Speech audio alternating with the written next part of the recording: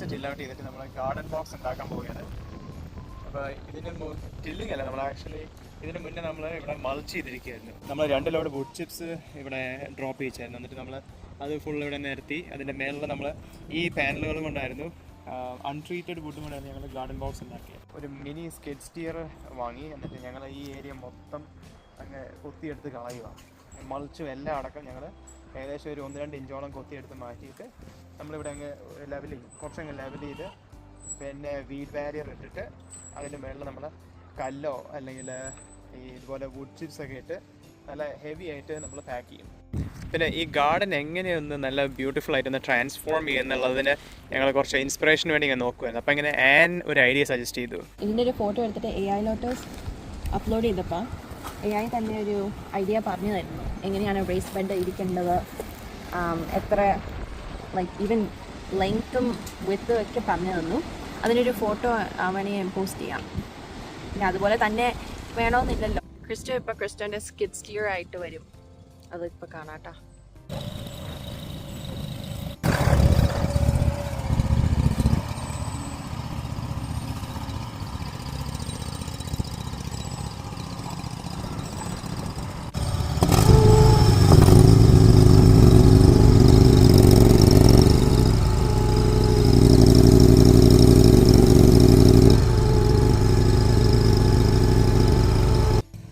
ഒന്നുകൂടെ വരുന്നുണ്ട്, നമുക്ക് നോക്കാൻ എന്നാണ്.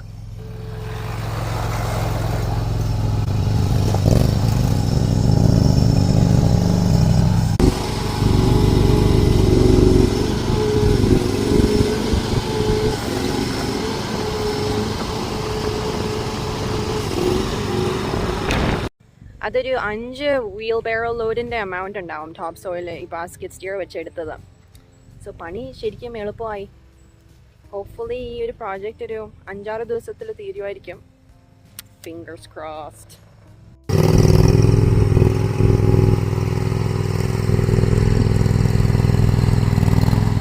There he goes.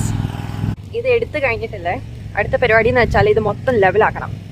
ലെവലാക്കി കഴിഞ്ഞിട്ട് നമ്മൾ ക്രിസ്റ്റോ പറഞ്ഞ പോലെ വീഡ് ബാരിയർ ഇട്ട് കഴിഞ്ഞ് വീഡ് ബാരിയറിൻ്റെ മുകളിൽ നമ്മൾ പേവിങ് റോക്സ് എന്നാണോ എനിക്കറിയത്തില്ല, ഒരു കുറേ ബ്ലോക്സ് അതിനെ വിളിക്കുന്നത് എന്താണെന്ന് അറിയത്തില്ല. ഞാൻ ഇവിടെ ഇടാം, വീഡിയോയിൽ തന്നെ ഇടാം. പക്ഷേ അതും കൂടെ മേടിച്ചിട്ട് ബോർഡറൊക്കെ ഉണ്ടാക്കി അതിൻ്റെ അടിയിൽ നമ്മൾ വീഡ് ബാരിയറൊക്കെ ഇട്ട് പിന്നെ അതിൻ്റെ മുകളിൽ വല്ല റോക്കൊക്കെ ഇട്ട് ഈ സ്ഥലം ഒന്ന് നല്ല മെനയാക്കും. അതാണ് പ്ലാൻ. ഇവിടെ ഇരിക്കുന്ന ബ്ലാക്ക് ബെറിയും അവിടെ ഇരിക്കുന്ന റാസ്ബെറി ഒന്നും നമ്മൾ മാറ്റിയിട്ടില്ല. പക്ഷേ we're working around all of that. So പണി ഓൾമോസ്റ്റ് തീർന്നു. ആദ്യത്തെ ഭാഗത്തിൻ്റെ പണി ഓൾമോസ്റ്റ് തീർന്നു. ഇനിയുള്ള ബാക്കി പണി എന്ന് വെച്ചാൽ കിടക്കുന്നു, അറിയത്തില്ല.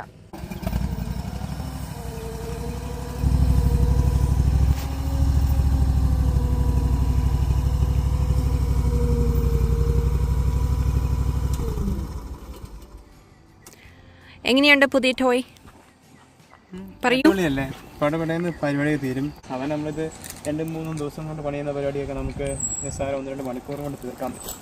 ഈ പേവർ സ്റ്റോണുകൾ കൊണ്ട് നമ്മളിതിൻ്റെ ഒരു പെരിമീറ്റർ കെട്ടാൻ പോവുകയാണ്. ആക്ച്വലി ഇപ്പം നല്ലൊരു സെയിലിൽ വന്നിട്ടുണ്ട്. അപ്പം നമ്മൾ പൊതുവേ അങ്ങനെ സെയിലിൽ ഡിസ്കൗണ്ടിലൊക്കെ വരികയാണെങ്കിൽ നമ്മൾ ബൾക്കായിട്ട് എടുക്കും. അങ്ങനെയാകുമ്പോൾ നമുക്ക് അല്ലെങ്കിൽ സാധാരണ കടയിൽ നിന്ന് എടുക്കുന്നതിൻ്റെ 4-1 പൈസയ്ക്ക് അതിൽ താഴെയായിട്ടാണ് നമുക്ക് പലപ്പോഴും പ്രോഡക്റ്റ്സ് നമ്മൾ എടുക്കുന്നത് തന്നെ. അപ്പോൾ അതുകൊണ്ട് തന്നെ നമുക്കതൊരു ചുരുങ്ങിയ ബഡ്ജറ്റിൽ ചെയ്യാൻ പറ്റും. നമ്മളൊരു 100 പേവർ സ്റ്റോൺ എടുത്തിട്ടെങ്കിലും പെരിമീറ്റർ കിട്ടും. എന്നിട്ട് അതിൻ്റെ അകത്ത് നമ്മൾ വീഡ് ബാരിയർ മേടിച്ചിട്ടുണ്ട്. ഇതുപോലെ തന്നെ എന്നിട്ട് വീഡ് ബാരിയർ ഇട്ടിട്ടാണ് പിന്നെ നമ്മൾ ഒന്നെങ്കിൽ നമ്മളെന്തെങ്കിലും ലെവലിംഗ് സാൻഡ് എന്തെങ്കിലുമൊക്കെ വെച്ചിട്ട് നമ്മളൊന്ന് ലെവൽ ഔട്ട് ചെയ്യാൻ പറ്റുമെന്ന് നോക്കും. വുഡാണ് മെയിനായിട്ട് എടുക്കാനുള്ളത്. കാരണം വീഡ് ബാരിയർ ഇട്ടതിന് ശേഷം നമുക്ക് വുഡ് ബോക്സുകൾ നമ്മൾ ഗാർഡൻ ബോക്സുകൾ ഇവിടെ മൊത്തം ഉണ്ടാക്കും. നമ്മളൊരു 3 ബോക്സ് ആയിട്ട് ഉണ്ടാക്കിയിട്ട് 3 വലിയൊരു സെക്ഷനായിട്ട് ഉണ്ടാക്കി കണക്ട് ചെയ്യാനാണ് പരിപാടി. ഒരു എം ഷേപ്പ് എം ഷേപ്പിൽ നമുക്ക് പണ്ട് ഒരു ബോക്സുകൾ ഉണ്ടായിരുന്നു, അതെല്ലാം കൂടെ ഷ്രിങ്ക് ചെയ്ത് ആക്കാനാണ്. അപ്പോൾ നമുക്ക് മെയിൻലി അത്ര ഐറ്റംസ്. പിന്നെ ആ ബോക്സിന്റെ ഫെൻസിങ് മെറ്റീരിയൽ അല്ല സൈഡ്സ് ഒക്കെ ഇവിടെ കിടക്കുന്നത് അൺട്രീറ്റഡ് ഫുഡായിരുന്നു. അപ്പോൾ അതാണ് ഇവിടെ കിടക്കുന്നത്. ഇനിയിപ്പം നമുക്ക് അത് കൂടാതെ നമ്മൾ ചെറിയ മെറ്റൽ കല്ലുകൾ പോലത്തെ അല്ലെങ്കിൽ അതിൻ്റെതായി പറഞ്ഞ റിവർ റോക്ക് അല്ലല്ലോ എന്നതാ ചെറിയ ഗ്രാവൽ എടുക്കുകയും കൂടെ വേണം ഇതിൻ്റെ ഇടയ്ക്കോടെ ഇടാൻ വേണ്ടിയിട്ട്. റിവർ റോക്ക് എക്സ്പെൻസീവ് ആണ്, ഗ്രാവൽ റോക്ക് അപ്പോൾ നമ്മൾ ഗ്രാവൽ എടുക്കാൻ പോകുന്നത് അതാണെങ്കിൽ നമുക്ക് ബൾക്കായിട്ട് ഇവിടെ കിട്ടുകയും ചെയ്യും. ഒന്നെങ്കിൽ ഇവിടെ ഡ്രോപ്പ് ചെയ്യിക്കും അല്ലെങ്കിൽ നമ്മൾ പോയി പിക്കപ്പ് ചെയ്യും. ഈ ആഴ്ച മഴയൊക്കെ ഉണ്ടാകാനില്ല. അപ്പോൾ എപ്പോഴായിരിക്കും ഈ പണി തീരുന്നത്? നാളെയും കൊണ്ട് ഇവിടെ പെരിമീറ്റർ ഇട്ടിട്ട് ചുറ്റും വീറ്റ് ബാരിയറും കൂടെ ഇടാനാണ് പ്ലാൻ. എങ്ങനെ ഓടുമെന്ന് അറിയത്തില്ല, നല്ല ചൂടുണ്ട് നാളെയും. അപ്പം വെയിലത്ത് നിന്ന് ഈ പണി നോക്കിയാൽ കാരണം നമുക്ക് ഇവിടെ മരമൊന്നുമില്ല ഇതിൻ്റെ ഇടയ്ക്ക്, അപ്പോൾ ഷെയ്ഡില്ല, ഇവിടെ ഫുള്ള് എക്സ്പോസ്ഡാണ്. ഇപ്പോൾ കേട്ടല്ലോ ക്രിസ്റ്റ നാളെയോടെ വീറ്റ് ബാരിയർ അറ്റ്ലീസ്റ്റ് ഇട്ട് തീർക്കുമെന്ന്. ഓക്കെ, സോ ബേസിക്കലി ഈ സീരീസ് തുടങ്ങിയ let this be an inspiration for him to complete that work. Hopefully I can help you. Do you have any trust that I can help you? Yeah, trust again. ഇവിടെ മൊത്തം potato ഉണ്ട്, എല്ലായിടത്തും potato ഉണ്ട്. പിന്നെ അവിടെ ഒരു ചോട് അണിയനുണ്ട്, എങ്ങനെ ഉണ്ടാവും അറിയില്ല. അത് കഴിഞ്ഞ വർഷം തൊട്ട് ഉള്ള അനിയനാണ്, അപ്പോൾ ഈ വർഷം മിക്കവാറും CD ആയിരിക്കും. ഇവിടെയൊക്കെ ഡാലിയ ട്യൂബേഴ്സ് ആട്ടോ, ഇച്ചിരി പൊങ്ങി വരുന്നുണ്ട്. ഡിഫറെൻറ്റ് വെറൈറ്റീസ് ആണ്, ഏതൊക്കെ വെറൈറ്റീസ് ഉള്ളതെന്നൊന്നും ഓർമ്മയില്ല. ഇതിനി ബ്ലൂം ചെയ്ത് കഴിഞ്ഞിട്ടേ മനസ്സിലാവുള്ളൂ. ഇവിടെയൊക്കെ കാണാം ഒരു 1.5 അടി ഗ്യാപ്പിലാണ് ഇട്ടിരിക്കുന്നത് എല്ലാം തന്നെ. പിന്നെ എക്സ്ട്രാ ഉണ്ടായിരുന്ന കിഴങ്ങുകൾ ഇടയ്ക്കോടെ ഇട്ടു, ചിലത് ആകുമോ ഇല്ലെന്ന് അറിയത്തില്ലാത്ത. അതുപോലെ കണ്ണുണ്ടോയെന്ന് അറിയത്തില്ല നോഡുകൾ.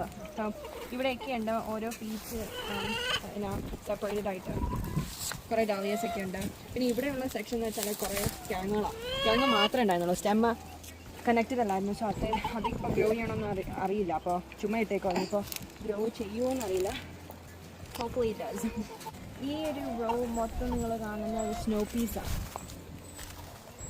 സ്നോ പീസ് ഒരു കൂൾ ക്ലൈമറ്റിലേ ഇത് ഗ്രോ ചെയ്യുള്ളൂ. സ്നോ പീസും ഷുഗർ സ്നാപ്പും.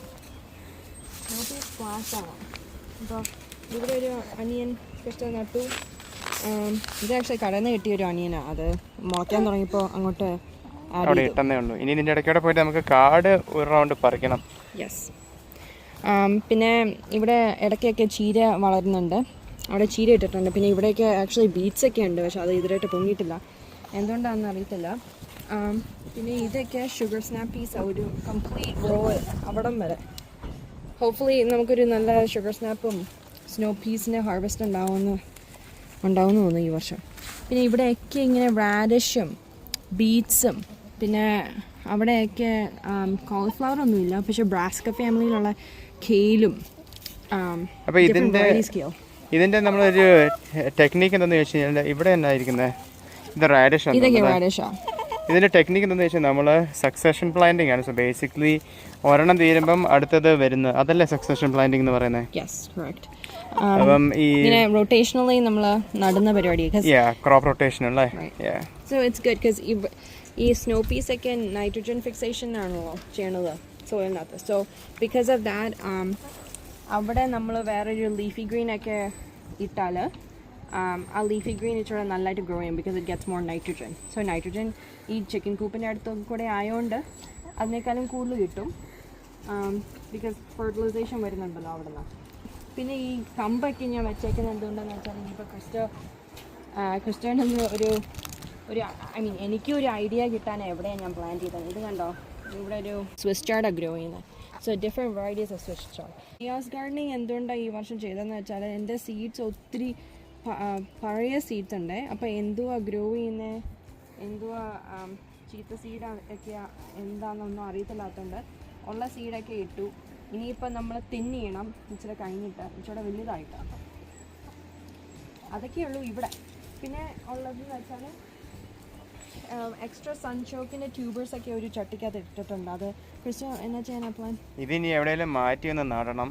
ഞാൻ ഇത് കുറേ എക്സ്ട്രാ വന്നതെല്ലാം കൂടെ മണ്ണിട്ട് സേവ് ചെയ്യാൻ വേണ്ടി അങ്ങനെ വെച്ചതേ ഉള്ളൂ. പക്ഷെ എല്ലാം ഇപ്പം മുളച്ചിട്ടുണ്ട് ചൂടായതോടെ. ഓക്കെ, ഇത് ശരിക്കും I M super excited for this. എൻ്റെ പാഷൻ ഫ്രൂട്ട്, എൻ്റെ ദൈവമേ, എൻ്റെ ഫസ്റ്റ് ബേബിയാണെന്ന് പറയാം. ബിക്കോസ് ഇതിപ്പോൾ മുള വരാൻ തുടങ്ങി. ഇത് 3 വർഷമായിട്ട് ഒരു സീഡിൽ നിന്ന് മുളപ്പിച്ചിട്ട് വരുന്ന. ഇത് ആദ്യമായിട്ടല്ല ഈ ലീഫ് ഔട്ട് ചെയ്യുന്നത്. കഴിഞ്ഞ വർഷം നല്ലതായിട്ട് ലീഫ് ഔട്ട് ചെയ്തത്, പക്ഷെ ഒരു ഫ്രൂട്ടും കിട്ടിയില്ലേ.